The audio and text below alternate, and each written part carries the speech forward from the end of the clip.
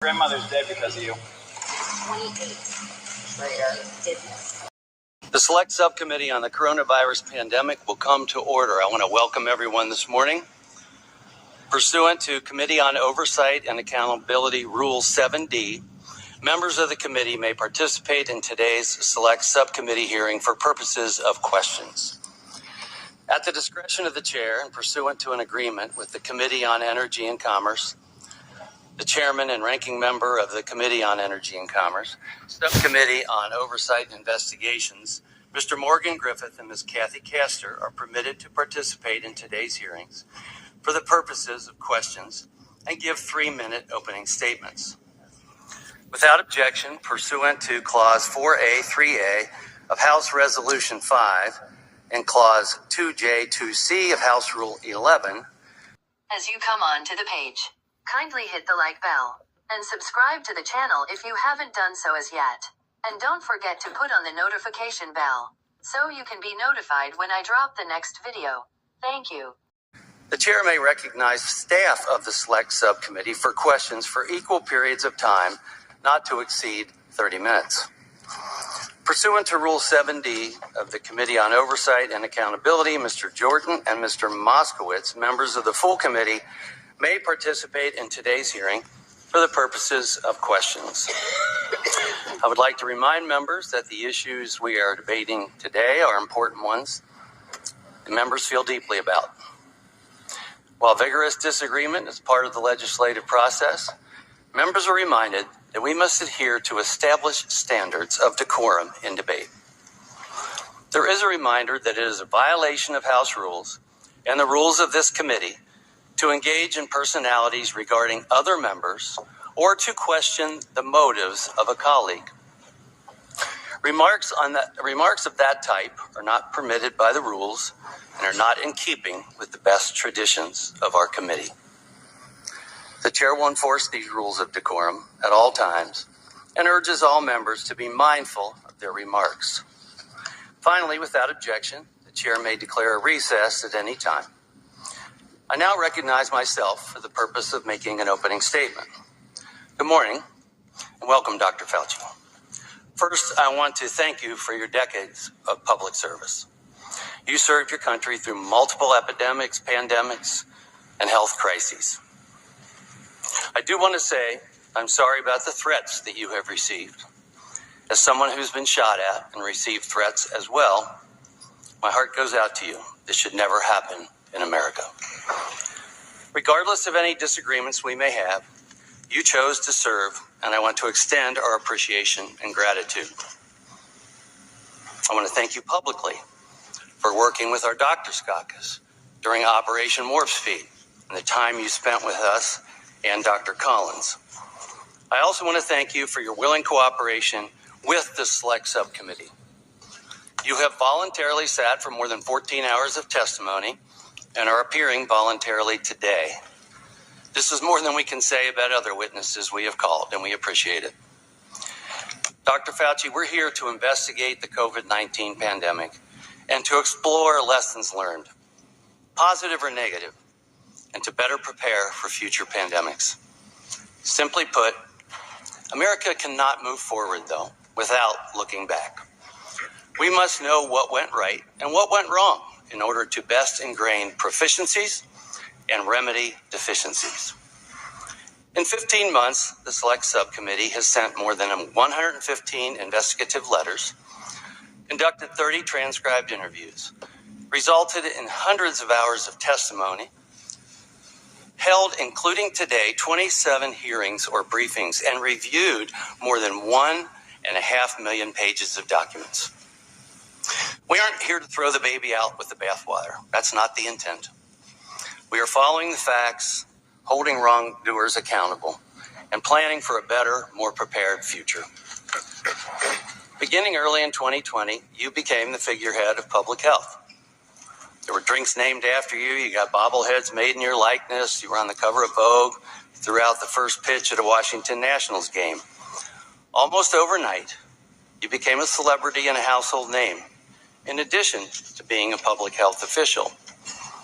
Americans from coast to coast and beyond listened to your words, And this is where I think we could have done better. And this goes to both sides of the aisle. We should have been more precise. We should have used words and phrases that are accurate and not misleading. And we should have been honest, especially about what we didn't know. Dr. Fauci, I'm not a virologist, but I am a physician. And like most physicians, we are constantly learning, which is why we do continuing medical education, and we always seek new information. We learn new things based on new data, and we want to give our patients the best possible care based on new findings and improvements in science.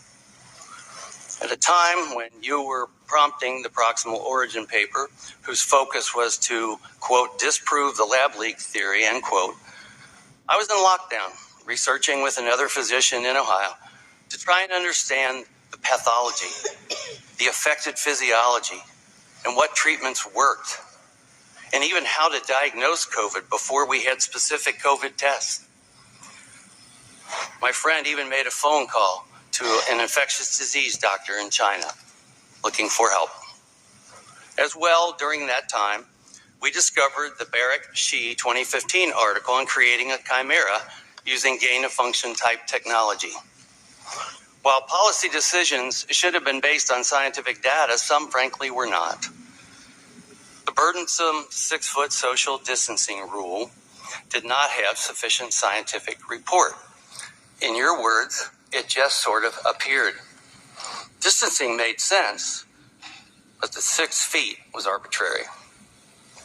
Even Dr. Collins said he still hasn't seen any empirical evidence to support the 6-foot rule. A rule that shut down schools and businesses. A rule that will have negative ramifications for decades. As the pandemic wore on, more mandates also just sort of appeared. But the American public didn't get to see the scientific data to support these mandates. Americans were aggressively bullied, shamed, and silenced for merely questioning or debating issues such as social distancing, masks, vaccines, or the origins of COVID. Many Americans were willing to comply with the 15 days to slow the spread and understood the necessity of banning travel from certain countries in an attempt to slow down the virus. But many Americans became very frustrated when components of those 15 days stretched into years. And it should not have been the case that Americans were forced to comply with oppressive mandates when those who chose to illegally cross our southern border were not. Or when Governor Newsom or Governor Whitmer were throwing parties at nice restaurants. Not a good look. Americans do not hate science, but Americans know hypocrisy when they see it. Dr. Fauci, under your leadership, the United States health agencies adopted specific policy aims as a single dogmatic truth, without the benefit of debate, out of a desire for a single narrative. Dr. Fauci, you once said, if you disagree with me, you disagree with science. Science doesn't belong to any one person. I was never taught that science turns a blind eye to hypotheses. They serve to be proven or disproven, and done so with irrefutable facts, if able. It was interesting that you chose not to pursue an aggressive and transparent scientific investigation of both natural spillover and lab leak. We have been investigating both hypotheses. You testified before the Select Subcommittee in your transcribed interview that the lab leak theory was not a conspiracy theory. You embraced the proximal origin letter. It wasn't necessarily a full peer-reviewed research paper, but you embraced proximal origin letter and you shared it with the public from the White House lawn. You stated during your transcribed interview that you did not review published articles that considered a potential lab leak of COVID-19. This is especially concerning if the works in question were conducted at a more risky and less safe BSL-2 lab. Nevertheless, any dissent from your chosen scientific position was immediately labeled as anti-science. Anything less then complete submission to the mandates could cost you your livelihood, your ability to go into public, your child's ability to attend school. Families were thrown off planes and shamed when their 2-year-olds struggled to wear a mask. Children with disabilities lost access to therapy that they and their families depended on. Students were out of the classroom and told to attend school remotely, even when the science clearly demonstrated it was safe for them to go back in the classroom. This harmed low-income students the most. And how were single-parent households supposed to teach their own children and work at the same time? Dr. Fauci, you oversaw one of the most invasive regimes of domestic policy the U.S. has ever seen, including mask mandates, school closures, coerced vaccination, social distancing of 6 feet, and more. We've learned many lessons. Our early fear and confusion was understandable.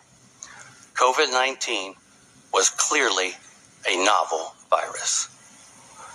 Under your leadership, NIAID allowed disgraced characters like Dr. Peter Daszak to use millions in taxpayer dollars to conduct risky gain-of-function experiments in Wuhan, China.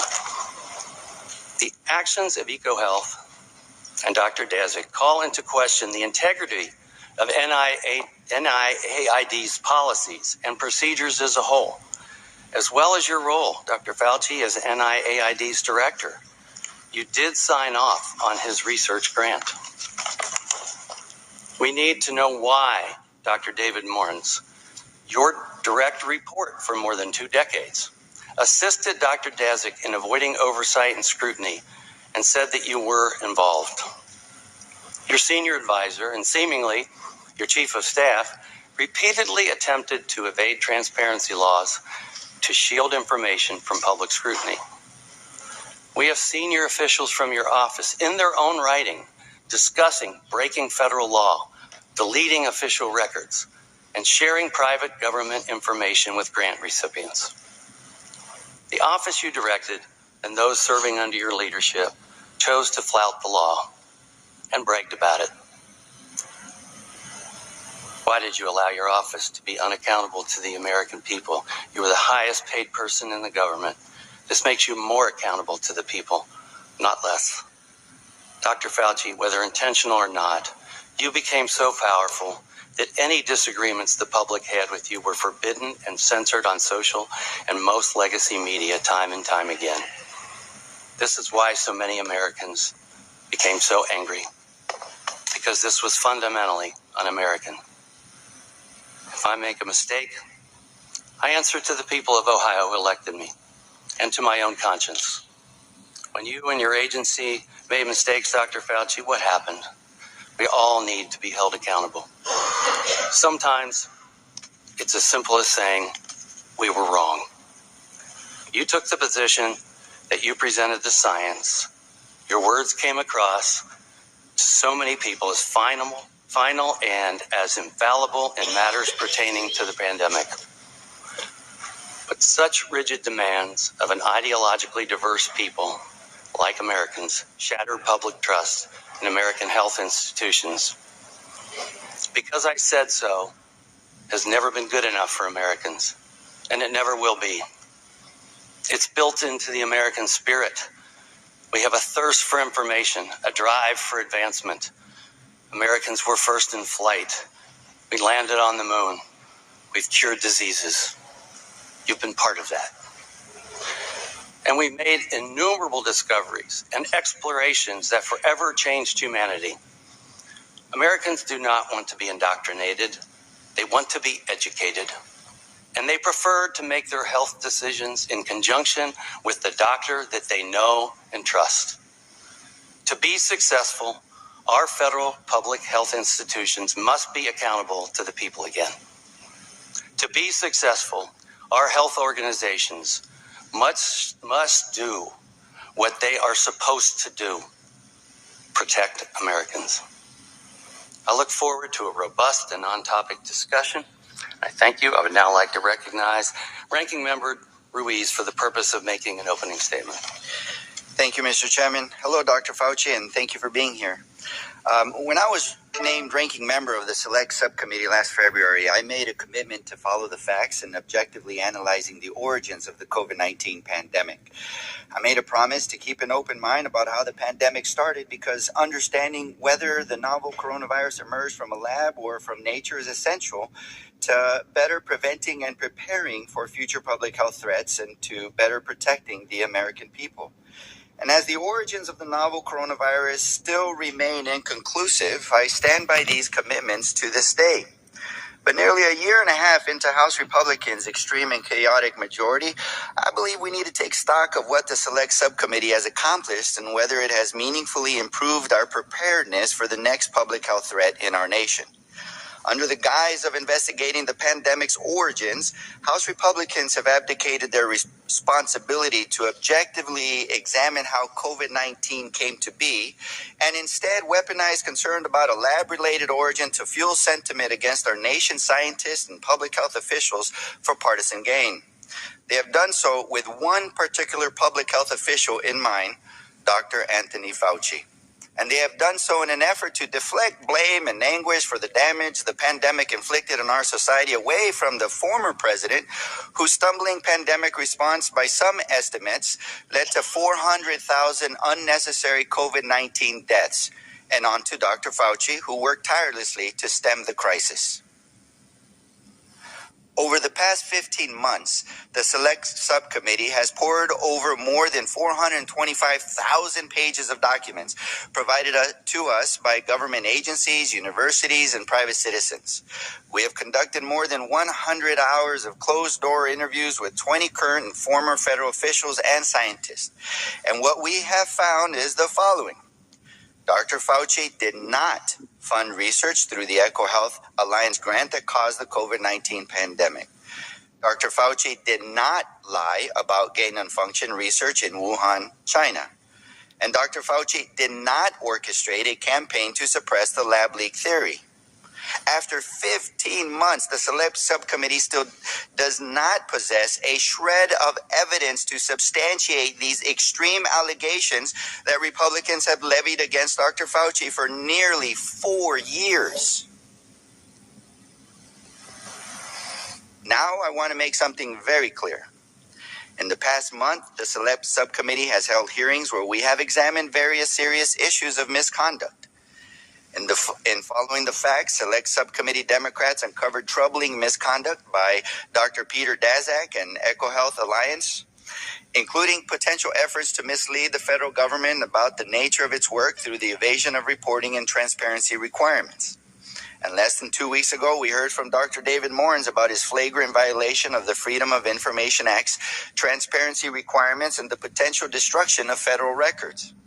Both Dr. Daszak and Dr. Morens deserve to be held accountable for betraying the public's trust. To hold them accountable is not anti-science. It is the defense of our federal scientific and research institutions' decades-long legacy of advancing the scientific enterprise to safeguard human health. But baselessly suggesting without evidence that these discrete instances of misconduct are equivalent to our nation's scientists and public health officials causing the COVID-19 pandemic, which has killed more than 1 million Americans and inflicted an immeasurable toll on our society, is also a betrayal of the public's trust, which each of us are stewards of as elected members of this body. Today's hearing comes at a pivotal moment for our nation's public health. With the darkest days of the COVID-19 pandemic behind us, thanks to the Biden administration's leadership, we are now faced with a crisis of declining confidence in the very science and public health interventions that lifted our society from one of the most challenging periods in our nation's history. And as we look to the future, we find ourselves at a fork in the road. We can go down the path of fueling mistrust in the interventions that saved us, like vaccines, masking, and social distancing, and the public health officials like Dr. Fauci, who worked tirelessly and with extremely limited and evolving information about a novel virus to save lives during one of the greatest crises of our time. or we can work constructively on the forward-looking policies and solutions that we know are necessary to prevent and better prepare us for the public health threats that are yet to come. Since my first day as ranking member, I set out to take the latter path, the path of putting people over politics and prioritizing solutions to better prepare us for the next pandemic. And it has been my hope that Republicans would join Democrats in the forward-looking work that will better protect our constituents. Strengthening oversight of potentially risky research domestically and abroad is an essential part of this conversation, and so is closing pathways for zoonotic transfers of viruses in nature and investing in our public health infrastructure to ensure that when future viruses arrive, we are ready. When Democrats were in the majority, we made important strides in these objectives by passing the Consolidated Appropriations Act of 2023, which strengthened the protections against undue influence in our biomedical research, improved training and transparency for the handling of select agents, paved the way for the interagency collaboration to fortify zoonotic disease prevention, invested in our infectious disease workforce, and enhanced our supply chain preparedness and ability to rapidly develop and deploy medical countermeasures. And ahead of today's hearing, more than 90 health and medical organizations, including the American Public Health Association, the American College of Physicians, the American Academy of Family Physicians, the Infectious Disease Society of America, the Association of State and Territorial Health Officials, and the National Association of County and City Health Officials wrote to the Select Subcommittee urging us to, quote, stand against efforts to weaken the ability of the nation's public health agencies to protect the nation's health, and to take additional action to fortify our nation's public health workforce and infrastructure. I seek unanimous consent to enter this letter into the hearing record. Without objection. As we sit here today, I have not lost hope that in the remaining months of the Select Subcommittee, we can work together to build on this legacy and make objectively examining the origins of the novel coronavirus a part of this forward-looking work. I stand by my commitments I mentioned earlier to take a serious, balanced look at all possibilities for the origins of COVID-19 pandemic. And I stand ready to work with every member of the Select Subcommittee on this critically important mission so that we can save future lives. And I believe I still have some time left. So at that, I'd like to recognize Mr. Raskin with the remaining time. Thank you, Dr. Ruiz. Public health is a matter of urgent and comprehensive public concern. Under Donald Trump, when the COVID-19 pandemic began and spun out of control, we came close to becoming a failed state, which the political scientists define as a state that cannot deliver the basic goods of existence to its people. According to Dr. Deborah Birx, Donald Trump's own COVID-19 advisor, America unnecessarily lost hundreds of thousands of people because of the recklessness and indifference of Donald Trump and his administration. Now the people who brought you the political big lie, claiming absurdly that Trump won the 2020 election, which he lost by more than 7 million votes, now bring you the medical big lie, making the outlandish claim that Dr. Fauci was responsible for causing COVID-19. Using the Select Subcommittee as a platform for this disinformation, House Republicans now find themselves in the familiar position where their own investigation debunks their runaway political rhetoric. Just like the broader committee's impeachment drive proved only that there were no presidential crimes, much less high crimes and misdemeanors attributable to Joe Biden, the investigation of Dr. Fauci shows he is an honorable public servant who has devoted his entire career to the public health and the public interest, and he is not a comic book supervillain. He did not fund research to create the COVID-19 pandemic. He did not lie to Congress about gain-of-function research in Wuhan. And he did not organize a lab leak suppression campaign.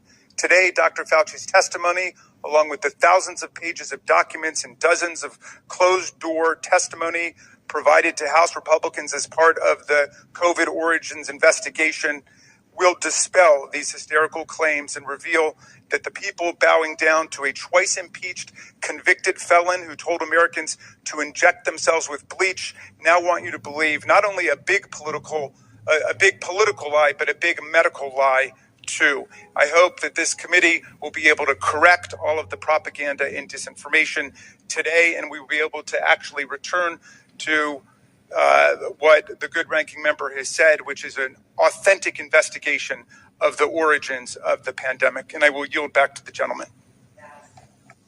And I yield back. I now recognize Mr. Griffith for a 3-minute statement. Good morning. I want to again thank the leadership of this committee for including the Energy and Commerce Committee in this hearing. Dr. Fauci, the recent revelations that Dr. Moran, a senior advisor, and your chief of staff, Greg Folkers, routinely evaded federal records laws, including the Freedom of Information Act, or FOIA, and those were a shock. That was a shock. I've been doing oversight now for over 14 years, or right at 14 years, and the scale of the effort to evade FOIA by some at the National Institute of Allergy and Infectious Diseases, or NIAID, has surprised even me. These men were among your most senior and trusted staff at an agency you led for nearly 40 years. They worked for you for decades. Your calendars show that you met with them multiple times a week during the pandemic. You co-authored dozens of papers with Dr. Moran. He directly implicates you.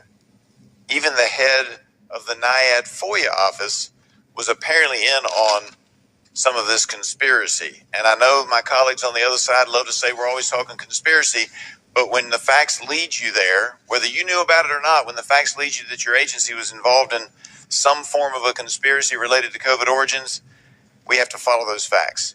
It is hard to believe that all of this occurred without your knowledge and or approval. In civil law, when one party has destroyed or refuses to produce evidence that's within its possession, a jury is allowed to draw an adverse inference that the information destroyed or not produced was unfavorable. Therefore, until we get a full accounting of all of the communications among NIAID's leadership, it's reasonable for us to assume that missing information would mirror the private doubts expressed by so many virologists and other scientists related to your public positions. While telling the public, the media, and Congress that COVID-19 almost certainly emerged from nature, experts you convened as a team privately worried that a research-related incident was a possible, if not the probable, origin of the virus.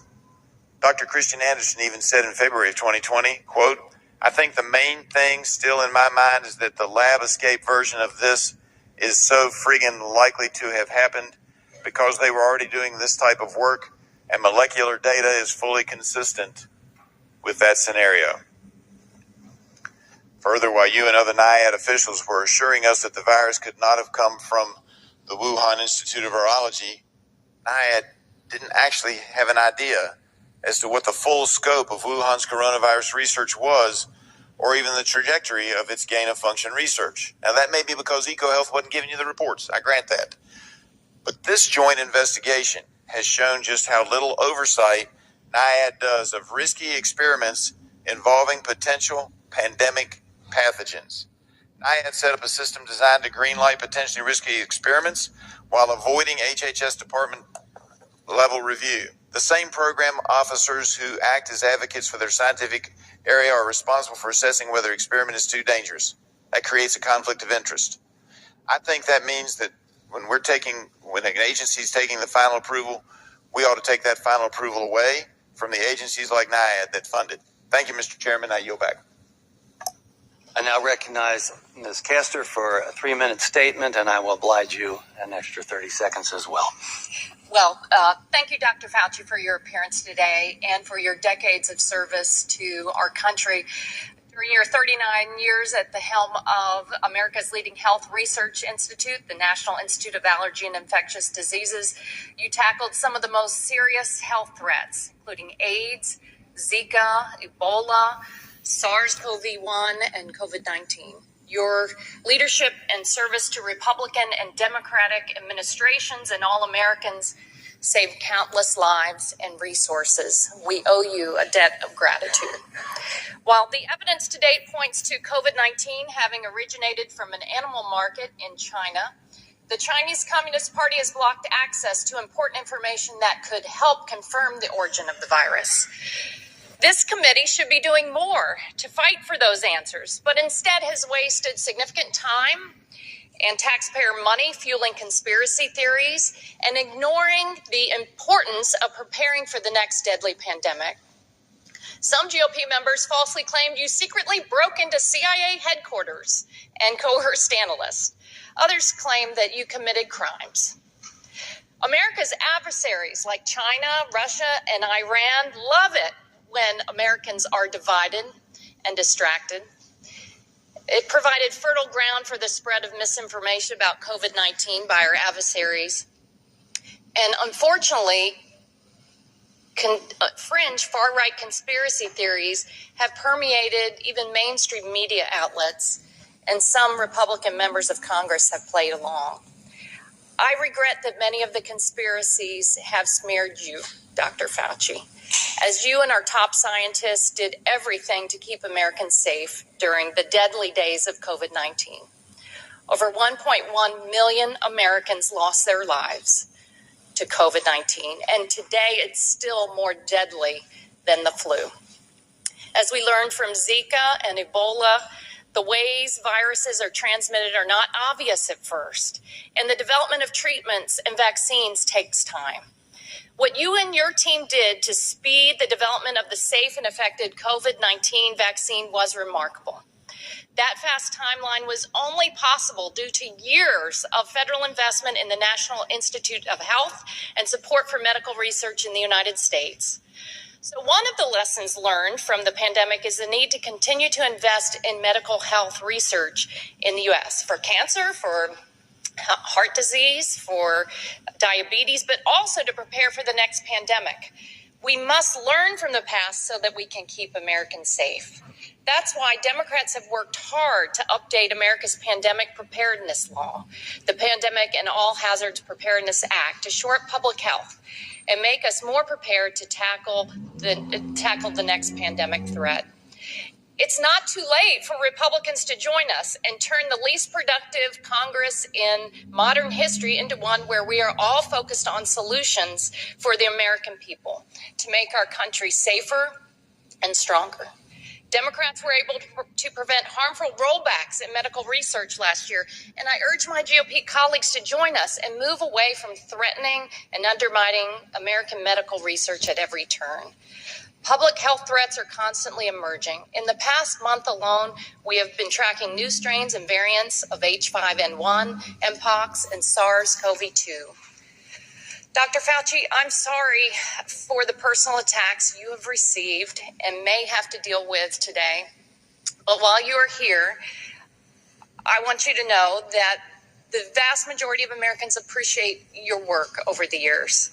I look forward to continuing to learn from you, to learn everything possible about how we can take the pandemic lessons learned and put them to use to help keep our communities safe and healthy. Thank you, and I yield back my time.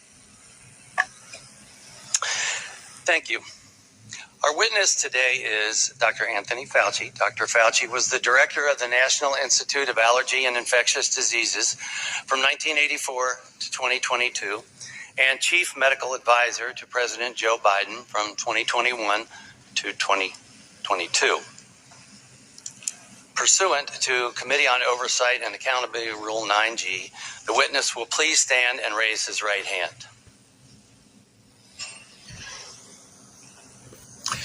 Do you solemnly swear or affirm that the testimony that you are about to give is the truth, the whole truth, and nothing but the truth, so help you God? Thank you. Let the record show that the witness answered in the affirmative. The Select Subcommittee certainly appreciates you for being here today, and we look forward to your testimony. Let me remind the witness that we have read your written statement, and it will appear in full in the hearing record.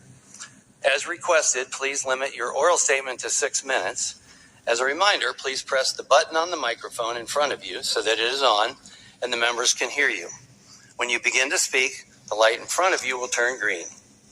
After 5 minutes, the light will turn yellow, and when the red light comes on, your 6 minutes has expired, and we would ask that you please wrap up. I now recognize Dr. Fauci to give an opening statement. Mr. Chairman, Ranking Member Ruiz, members of the subcommittee, thank you for this opportunity to testify. Prior to my retirement from federal service in December 2022, I had been at the NIH for 54 years and director of NIAID for more than 38 years. In those posts, I was deeply involved in the scientific and public health response to several infectious diseases outbreaks, including HIV/AIDS, pandemic flu, Ebola, and Zika. And so, under my leadership, we were well positioned to respond to COVID-19. For at least 2 decades prior to the COVID outbreak, we at NIAID had invested billions of dollars in research on mRNA technology and immunogen design, both of which led to the swift development of COVID vaccines. Less than 11 months after the identification of this new virus, safe and highly effective vaccines were widely available, an unprecedented accomplishment in the history of vaccinology that saved tens of millions of lives worldwide. I will now use my remaining time to directly address certain issues that have been seriously distorted concerning me. The first issue concerns my actions regarding the possibility that SARS-CoV-2 might have resulted from a lab leak. On January 31st, 2020, I was informed through phone calls with Jeremy Farrar, then director of the Wellcome Trust in the UK, and then with Christian Anderson, a highly regarded scientist at Scripps Research Institute, that they and Eddie Holmes, a world-class evolutionary biologist from Australia, were concerned that the genomic sequence of SARS-CoV-2 suggested that the virus could have been manipulated in a lab. I participated in a conference call the next day with about a dozen international virologists to discuss this possibility versus a spillover from an animal reservoir. The discussion was lively, with arguments for both possibilities. 2 participants have testified before this subcommittee that I did not try to steer the discussion in any direction. It was decided that several participants would more carefully examine the genomic sequence. After this further examination, several who at first were concerned about lab manipulation became convinced that the virus was not deliberately manipulated. They concluded that the most likely scenario was a spillover from an animal reservoir, although they still kept an open mind. They appropriately published their opinion in the peer-reviewed literature. The accusation being circulated that I influenced these scientists to change their minds by bribing them with millions of dollars in grant money is absolutely false and simply preposterous. I had no input into the content of the published paper. The second issue is a false accusation that I tried to cover up the possibility that the virus originated from a lab. In fact, the truth is exactly the opposite. I now quote from an email that I sent to Professor Farrar on February 1, 2020. Quote, Jeremy, I just got off the phone with Christian Anderson, and he related to me his concern about the furin site mutation in the spike protein of the virus. I told him that as soon as possible, he and Eddie Holmes should get a group of evolutionary biologists together to carefully examine the data to determine if his concerns are validated, and they should report it to the appropriate authorities. I would imagine that in the USA, this would be the FBI, and in the UK, it would be MI5. In the meantime, I will alert my U.S. government official colleagues of my conversation with you and Christian and determine what further investigation they recommend. Let us stay in touch. Best regards, Tony, unquote. It is inconceivable that anyone who reads this email could conclude that I was trying to cover up the possibility of a lab leak. I have always kept an open mind to the different possibilities. Another issue is that of Dr. David Morans, who has the title of Senior Advisor to the NIAID Director, and who recently has been investigated for conduct unbecoming a government official. Naturally, given his title, a connection is made to me. With respect to his recent testimony before this subcommittee, I knew nothing of Dr. Morin's actions regarding Dr. Daszak, EcoHealth, or his emails. It is important to point out for the record that despite his title, and even though he was helpful to me in writing scientific papers, Dr. Morins was not an advisor to me on institute policy or other substantive issues. At NIAID, we had weekly executive committee meetings of the institute leadership and daily morning meetings of my immediate staff. And to the best of my recollection, he attended neither of these. Furthermore, his office is located in a different building from that of the NIAID director. Finally, in a majority staff memorandum of May 22nd, 2024, there is a statement, quote, Dr. Fauci may have conducted official business via personal email, unquote. Let me state for the record that to the best of my knowledge, I have never conducted official business using my personal email. Thank you for listening. I would be happy to address these and any other issues in the discussion period. Thank you. I now recognize myself for as much time as I may consume for questions, with equal time being afforded to the ranking member. Dr. Fauci, February 1, 2020, you were on a call with Dr. Farrar, Dr. Collins, and other scientists regarding the potential that COVID-19 was engineered. Was CDC Director Redfield on that call? No, he was not. Okay. Dr. Fauci, you've said that you had to rely on virologists and evolutionary biologists regarding origins because you're not an expert. Is Dr. Redfield a virologist? I believe he is. Yeah. He is. Prior to the pandemic, NIAID awarded at least 3 grants via the New York Blood Center to Dr. Zhao Yusen. Are you aware of these? I'm sorry, to Dr. Yusen Zhao? Are you aware of those grants? Dr. Yusen Zhao. Your microphone is not on, Doctor. Your microphone is not on. I'm not familiar with that name. Okay. Well, NIAID awarded at least 3 grants via the New York Blood Center to that scientist. He was a high-ranking Chinese PLA official and director of a lab at the Chinese Academy of Military Medical Sciences. Does it concern you if U.S. taxpayer dollars are funding someone like this? Grants that are submitted to the NIAID go through a very Does it concern you? I'm not talking about the process. Well, I don't know. Does it concern you that that U.S. taxpayer dollars would be going to someone who's a high-ranking Chinese PLA official? Yes or no? I would have to know more about that, Mr. Chairman, because I don't even know the person you're talking about. Are you or were you ever aware that the U.S. State Department in 2005 issued warnings that the Chinese government was working on the creation of bioweapons? I was not aware of that. Thank you. Did you ever discuss the Chinese bioweapons program with anyone in the intelligence community? I've never discussed the Chinese bioweapons program, to my knowledge, with anybody. Before, during, or after the COVID-19 pandemic, did you speak to the FBI, CIA, DIA, or any U.S. intelligence agency concerning viral research of any kind? What time frame are you talking about, sir? I said before, during, or after the COVID-19 pandemic. Did you speak to the FBI, CIA, DIA, or any U.S. intelligence agency concerning viral research of any kind?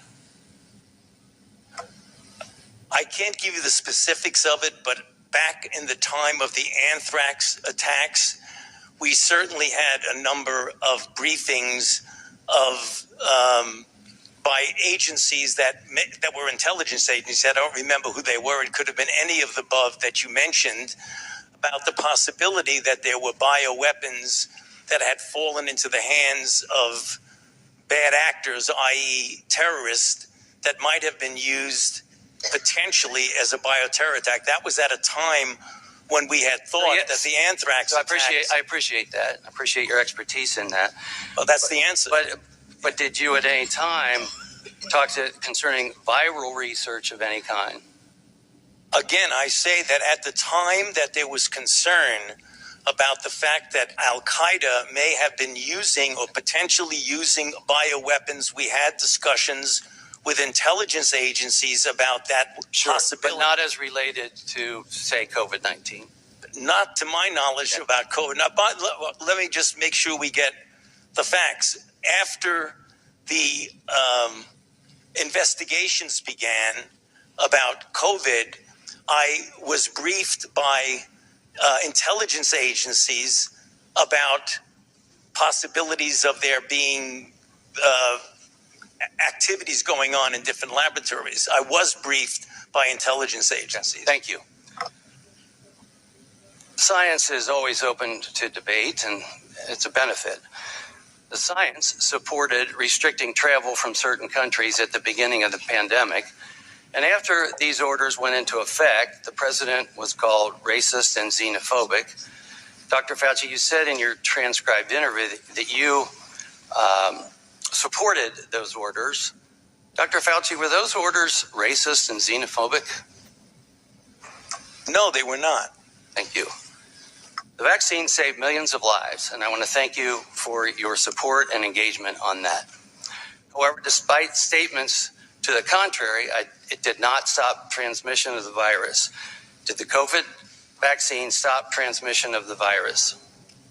That is a complicated issue because in the beginning, the first iteration of the vaccines did have an effect, not 100%, not a high effect. They did prevent infection and subsequently, obviously, transmission. However, it's important to point out something that we did not know early on that became evident as the months went by is that the durability of protection against infection and hence transmission was relatively limited, whereas the duration of protection against severe disease, hospitalization, and deaths was more prolonged. We did not know that in the beginning. In the beginning, it was felt that, in fact, it did prevent infection and thus transmission, but that was proven as time went by to not be a durable effect. Yeah, definitely had a positive effect for many people, especially those that were vulnerable. But we knew from the trials that people that got vaccinated still were subject to getting COVID. So was the COVID vaccine 100% effective? I don't believe any vaccine is 100% effective. I now recognize the ranking member, Dr. Reese from California, for 5 minutes of questions. Thank you. Over the past year and a half, my colleagues on the other side of the aisle have relentlessly vilified Dr. Fauci under the guise of investigating the origins of the COVID-19 pandemic. But after reviewing nearly 500,000 pages of documents, conducting 20 closed-door interviews, and receiving testimony from nearly a dozen witnesses brought before this select subcommittee for public hearings, they have come up empty-handed for evidence of their extreme allegations that Dr. Fauci lied about gain-of-function research at the Wuhan Institute of Virology and caused the COVID-19 pandemic. So I'd like to address both of the Republican claims in turn. Throughout the majority's investigation, the Select Subcommittee has heard 3 definitions for gain-of-function research. Of the 3, Republicans have relied heavily on an overly broad definition that has no regulatory significance. Let me repeat that. No regulatory significance. In fact, their definition is so broad that it would include the manufacture of flu vaccines as gain of function. Because it is so broad, the National Institute of Health does not use that definition when assessing whether proposed research is or is not, quote-unquote, gain of function research. For those assessments, NIH has instead appropriately used the definitions provided in regulations. And to be clear, the Select Subcommittee has been reminded by witnesses after witness that NIH at all times referred to regulations for the definition of gain-of-function research, and not to a nebulous, expansive definition with no legal bearing that is so broad it could apply to, again, the manufacturing of flu vaccines. Dr. Fauci, according to the regulatory definitions, for example, in P3CO, that NIH applied to proposed research, did NIH ever fund gain-of-function research in Wuhan, China? As you said, Congressman Ruiz, according to the regulatory and operative definition of P3CO, the NIH did not fund gain-of-function research at the Wuhan Institute of Virology. Thank you. And despite my Republican colleagues' effort to fit a square peg into a round hole, it seems to me that you've been consistent on this issue from the beginning of the pandemic. And they know this, but they still use the terms gain of function loosely. And with respect to NIAID staff's assessments of whether proposed research was or was not gain-of-function research, were you personally involved in those assessments, or were those assessments made several levels removed from you and by subject matter experts? Those assessments were done by highly qualified and experienced program people several levels below me. Thank you. And your public statements that NIH did not fund gain-of-function research in Wuhan reflected the assessments made by NIAID subject matter experts applying a definition found in the regulation known as the P3CO framework. Is that correct? That is correct. Thank you, and thank you for clarifying that. In fact, all of that is abundantly clear in your 2021 Senate testimony on this matter. When asked by the Senate about gain-of-function research, you testified, quote, "That is why we have committees. We have a P3CO committee." You also testified in 2021, quote, "Gain-of-function is a very nebulous term. We have spent, not us, but outside bodies, a considerable amount of effort to give a more precise definition to the type of research that is of concern that might lead to a dangerous situation." You are aware of that. That is called P3CO. That was back in 2021. At the time of your May 2021 testimony, P3CO had been the operative definition of gain-of-function research for several years, correct? That is correct. So I will note that at your transcribed interview in January, the majority conceded that NIH did not fund research in Wuhan that met the criteria of P3CO. I encourage the audience to read the transcript of that interview so you can evaluate the merit of the majority's claims for yourselves. So now, if we could quickly turn to the irresponsible and false accusation that you created SARS-CoV-2, the virus responsible for the COVID-19 pandemic. So this accusation centers on a grant NIAID awarded to EcoHealth Alliance with a subaward to the Wuhan Institute of Virology. And we have been entertained earlier about the suggestion that this funding could have possibly gone to a bioweapons research capacity as well. So I want to be clear, no evidence provided to the select subcommittee demonstrates that the work performed under NIH funding, including at the Wuhan Institute of Virology, led to the creation of SARS-CoV-2.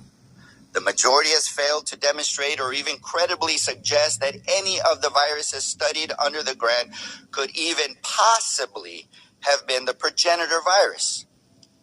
Dr. Fauci, could you briefly explain why none of the viruses studied under the EcoHealth Alliance grant could have been the progenitor virus of the SARS-CoV-2?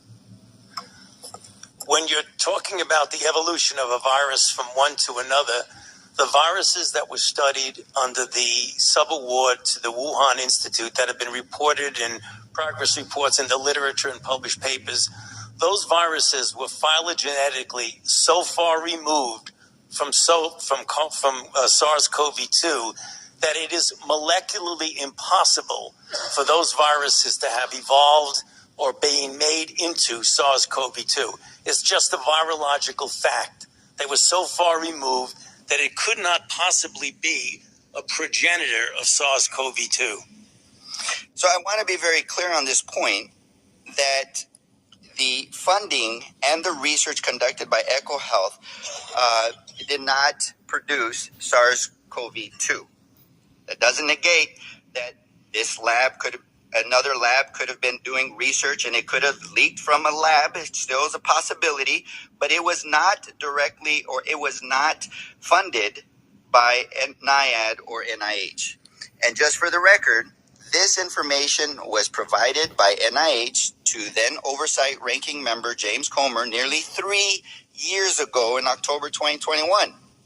So despite the clear evidence that Dr. Fauci and his agency did not fund gain-of-function research under the P3CO regulatory definition, and that the virus is studied under the federally funded grant EcoHealth Alliance grant could not have been the progenitor virus for SARS-CoV-2, Republicans have levied these unsubstantiated allegations knowing very well that they are not true.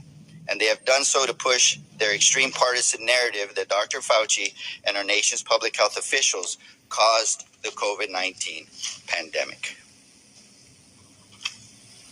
Yield back. Yep. Now recognize the chairman of the full committee, Mr. Comer from Kentucky, for 5 minutes of question. Thank you. Dr. Fauci, in your opening statement, you attempt to distance yourself from your previous senior advisor, Dr. Moran's. You say that Dr. Moran's title was just made up, that he was not an advisor to you, and that his office was in a different building. So, Dr. Fauci, did Dr. Moran's report directly to you? Actually, I'm not sure exactly what the on-paper report is. He is senior advisor to the director, but it is conceivable we can get that information. He might have reported through someone lower, like my deputy. So your senior advisor did not report directly to you? There are very few people who report directly to me. Okay, Dr. Moran testified that he could walk into your office anytime he wanted to. Is that true? No, that's not true.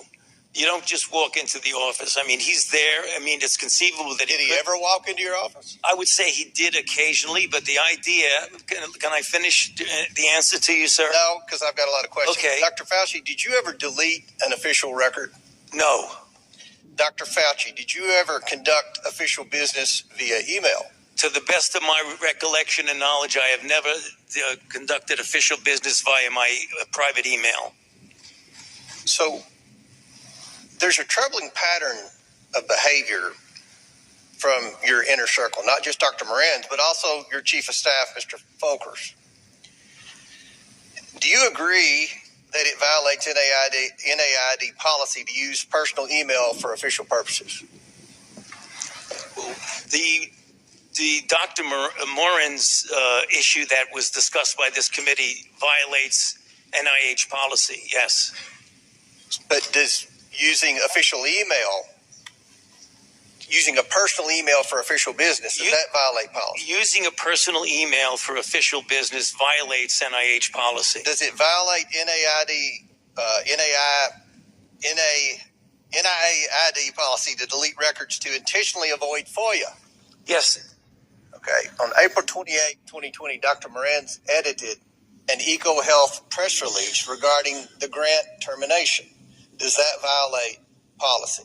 That was inappropriate for him to be doing that for a grantee as a conflict of interest, among other things. So on March 29, 2021, Dr. Moran's edited a letter that Dr. Dasick was sending to NIH. Does that violate policy? Yes, it does.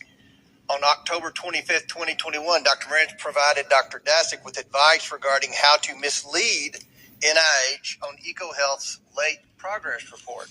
Does that violate policy? That was wrong and inappropriate and violated policy. On December 7th, 2021, Dr. Moran wrote to the chair of EcoHealth's board of directors to, quote, put in a word, end quote, for Dr. Dasick. Does that violate policy? Should not have done that. That was wrong. And that violates policy? Well, I'm not sure of a specific policy, but I imagine it does violate policy. He should not have been doing that. In addition to all those actions, Dr. Moran wrote to Dr. Dasick, quote, Peter, from Tony's numerous recent comments to me, they are trying to protect you, end quote. Did you ever talk to Dr. Moran about Dr. Dasick or EcoHealth Alliance? I can tell you, regarding what you said, I never spoke about protecting him. I mean, obviously, we knew that Dasick was a grantee, so I may have mentioned and discussed Dr. Dasick because he's a grantee, but I never spoke about protecting him. You're testifying that he just made that up. Excuse me?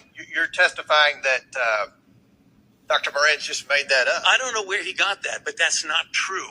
So by this point, Dr. Fauci, when these emails were written, you should have known that Dr. Daszak was more than 2 years late on a required progress report with his grant.